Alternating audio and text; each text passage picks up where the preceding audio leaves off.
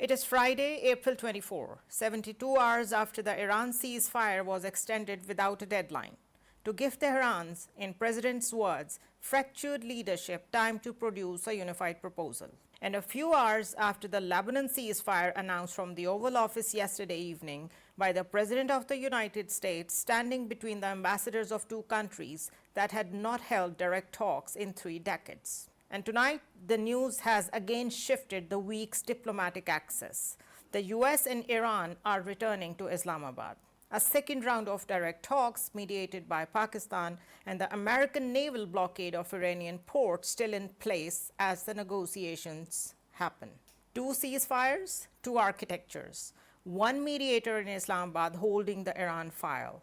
1 mediator in Washington holding the Lebanon file. Is this converging towards a single peace or quietly hardening into 2 parallel half wars? And in New Delhi, a sustained press operation continued to try to delegitimize the only mediator in the region that has produced an actual ceasefire. I am Zunaira Azhar, and this is DECODE, where we define and analyze the stories shaping our world.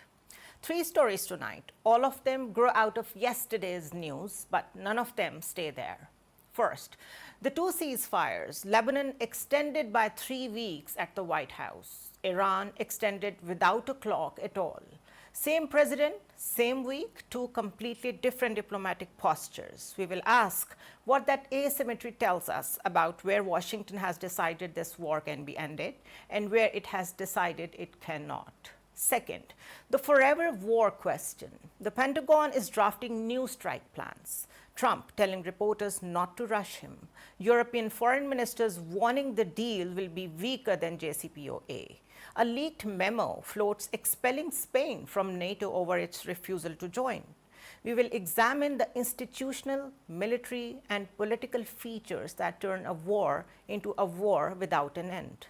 And in the end, we'll look at the mediator's role through the history and what to expect from it.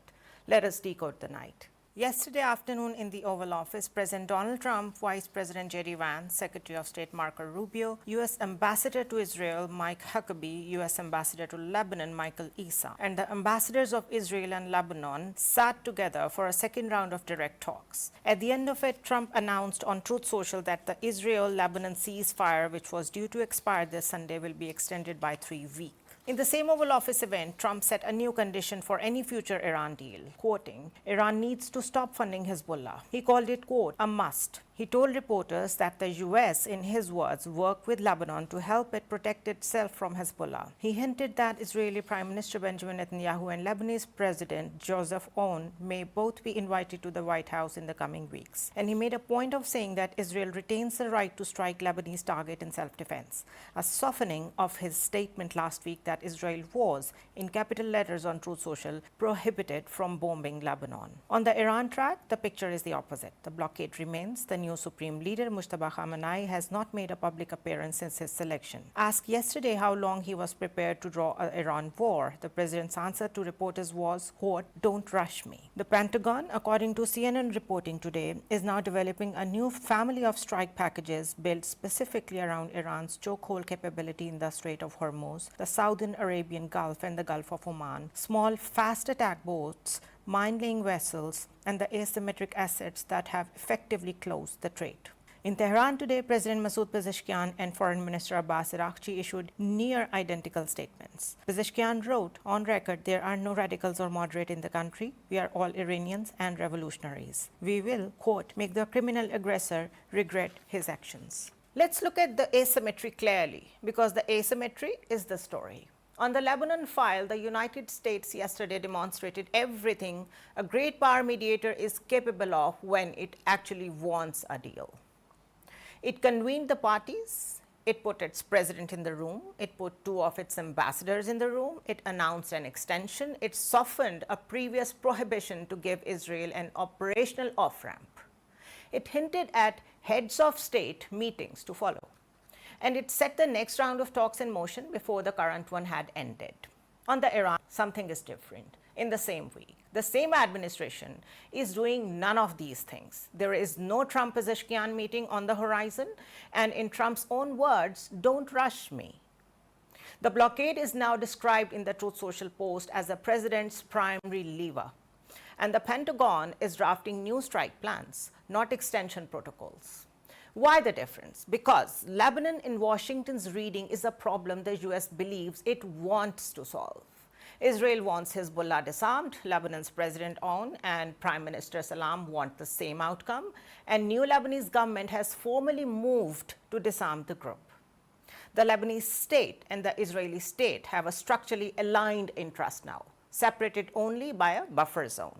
The question of withdrawal and the politics of who admits what is public. That is, in diplomatic terms, a small problem. Solved by ambassadors in a room, the Oval Office can announce an extension and move on. Iran, on the contrary, is a 100-year problem, a colonial intervention in 1953 and unfinished business of 1979 revolution. It is 45 years of sanctions, regime change rhetoric, JCPOA collapse, oil export warfare, and now of bombing. It is not a file that closes when two ambassadors shake hands in Washington simply. So, what President Trump is doing is something quite specific. He is removing what Iran considers its 40-year strategic investment in Lebanon and presenting it as a deal. Iran would consider it a tactical pause in the bombing, not a deal. That is, in the language of negotiation theory, an asymmetric ask wrapped in symmetric language. We are joined by Kamran Bukhari, who is a geopolitical analyst and a senior resident fellow with the Middle East Policy Council in Washington. Thank you so much, Kamran, for joining us. If I may start with the visuals coming out of the Oval Office yesterday, Trump, Vance, Rubio, two American ambassadors, the ambassadors of Israel and Lebanon, all in one room, announcing a 3-week extension in the Lebanese framework.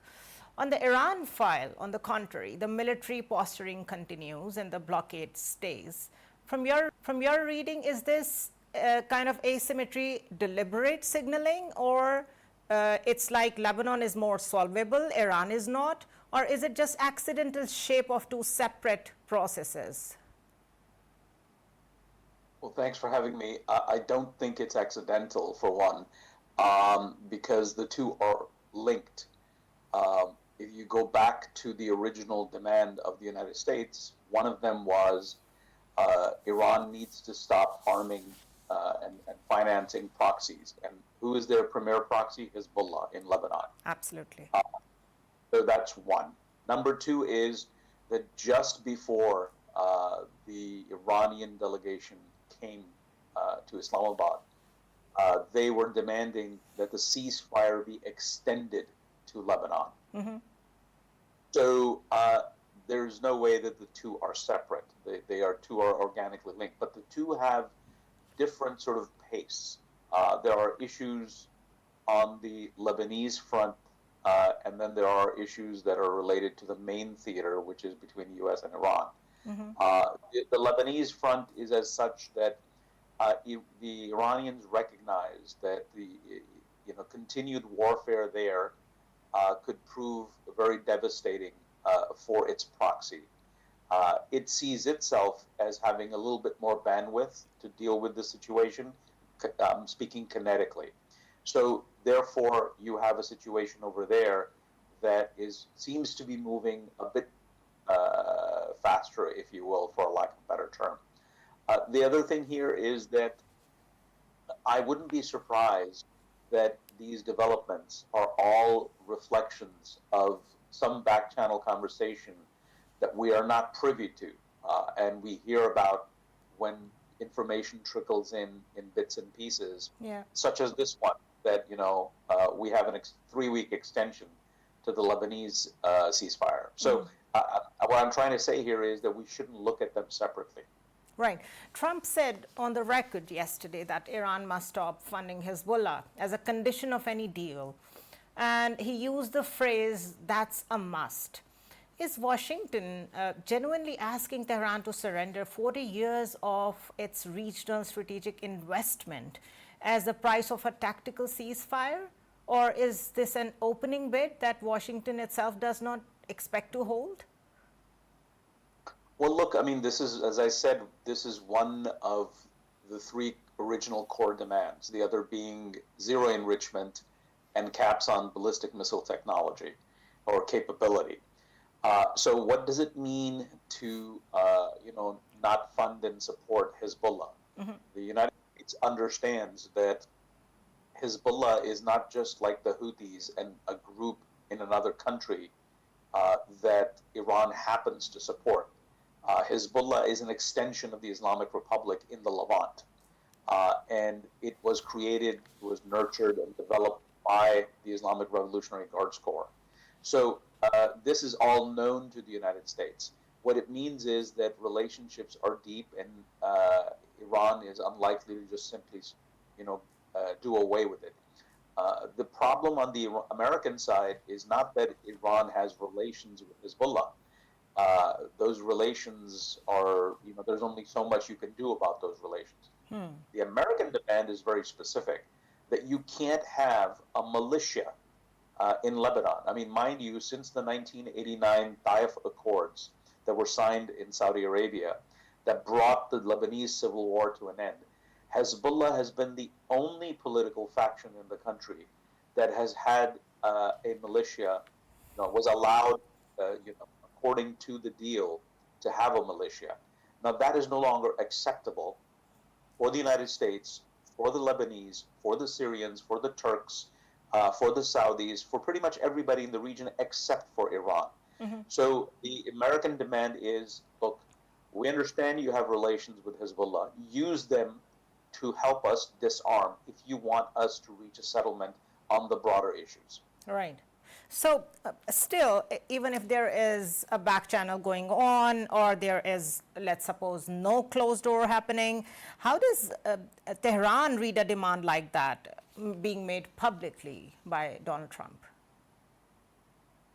Well, obviously, the side that is kinetically weaker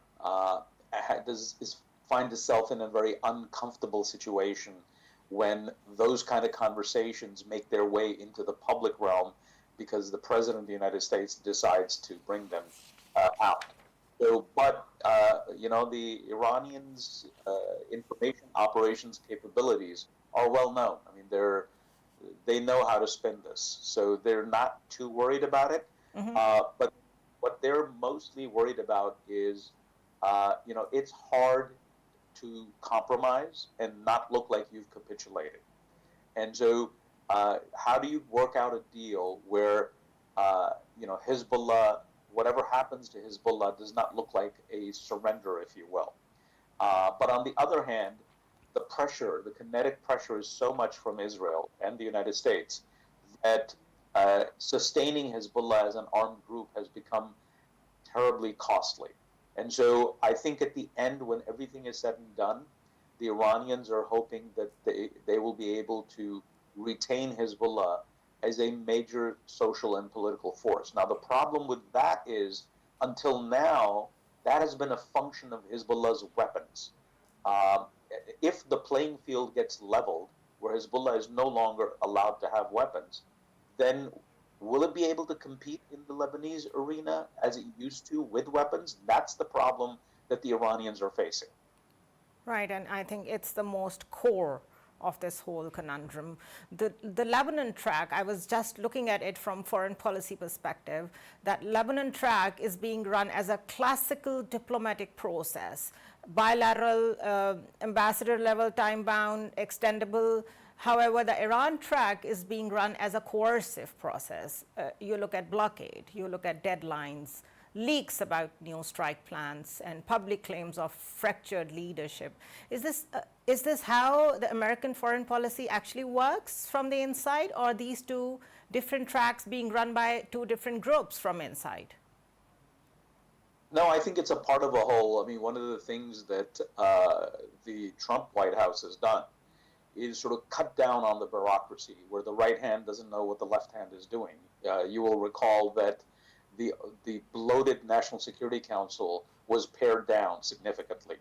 And you can see that Marco Rubio, who served as the Secretary of State, is also acting National Security Advisor. So there's an effort to try and bring everything under one roof.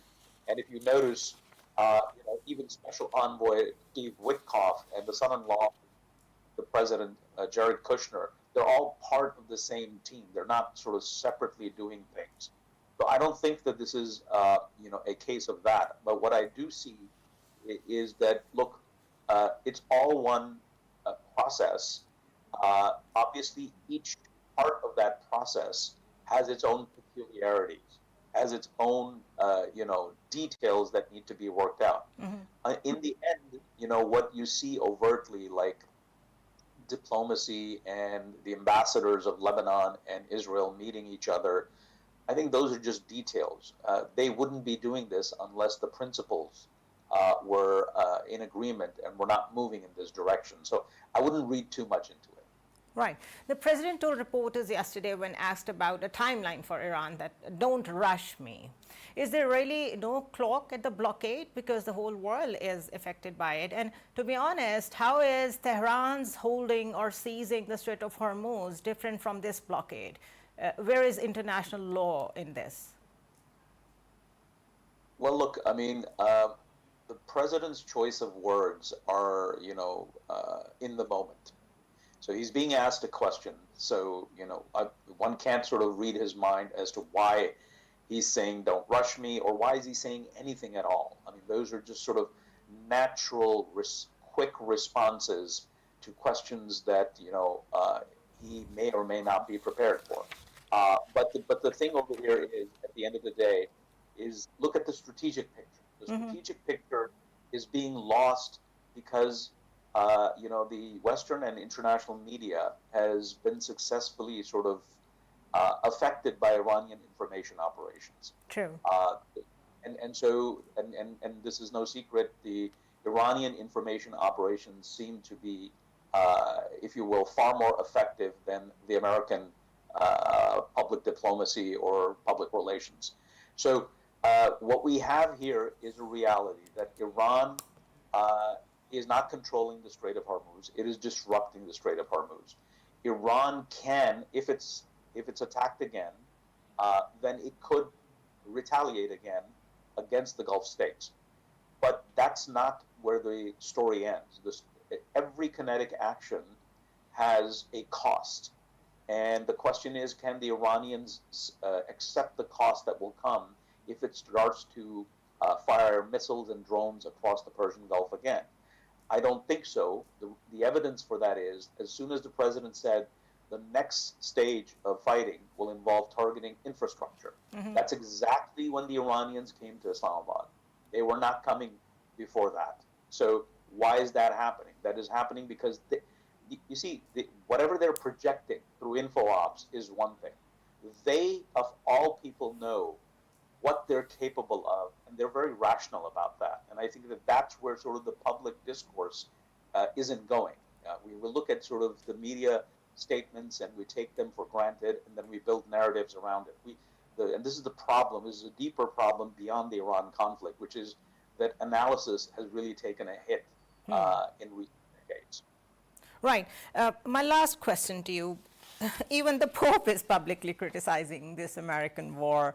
And look at the European Union's foreign policy, the way they are talking about it. The policy chief said today that experts at the table will produce a more dangerous Iran.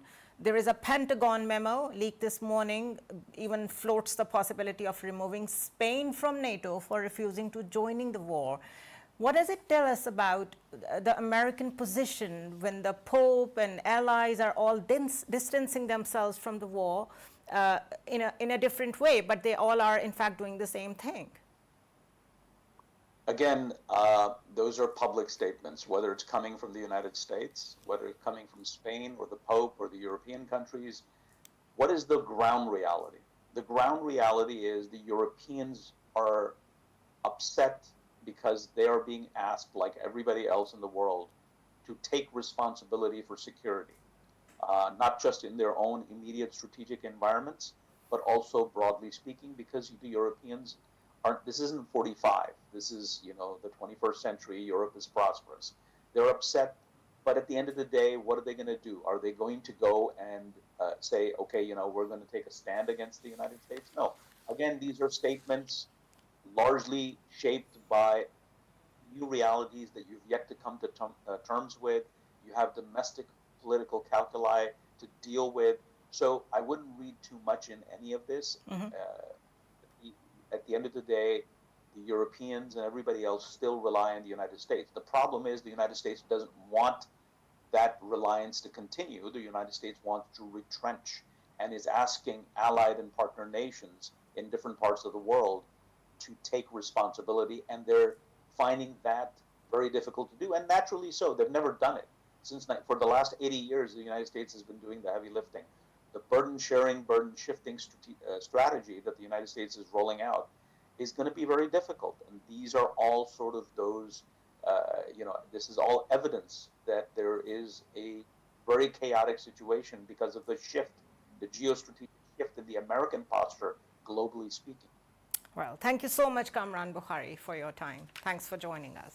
The question that what happens when one ceasefire becomes a peace deal and the other becomes a permanent management problem is also a doorway into our second story tonight. Because once a war stops being something to win and start being something to manage, the war has, in a meaningful sense, already become forever. After the break, stay tuned.